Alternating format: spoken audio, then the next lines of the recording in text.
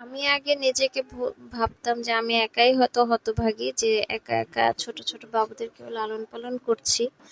কিন্তু না, এখন আসলে মনে হচ্ছে যে আমার মতো আরো অনেকেই আছে।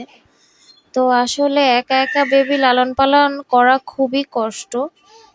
এক্ষেত্রে আসলে হাজবেন্ডের হেল্প খুবই প্রয়োজন।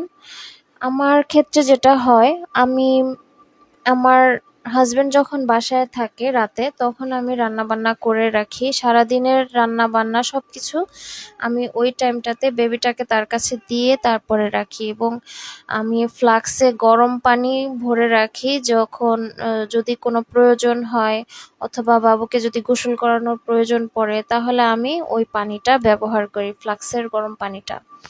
তারপরে আমি ওষুধপত্র সবকিছুই আমার একটা বড় বাক্সে হাতের নাগালেই রেখে দিই, আমার যেন কারো কাছে আমার চাইতে না হয়। এবং আমি ফুটানো পানি বোতল ভরে এটা আমি আমার বিছানায় রেখে দিই।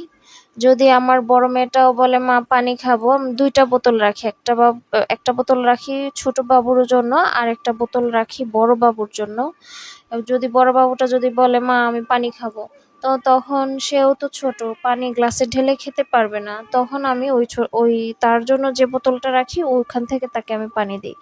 এবং এরকমই ছোট ছোট জিনিস আমি সবকিছু আমার হাতের নাগালে রাখি, যেহেতু আমার হেল্পিং হ্যান্ড নেই যে আমি তার কাছে রিকোয়েস্ট করব। হয়তো বেবিকে ফিডিং করাচ্ছি, আমি তাকে বলবো যে আমাকে একটু এটা এনে দাও। সো আপনারা যারা এরকম একা বাবু সামলান, এভাবে করলে হয়তো পারবেন কিছুটা।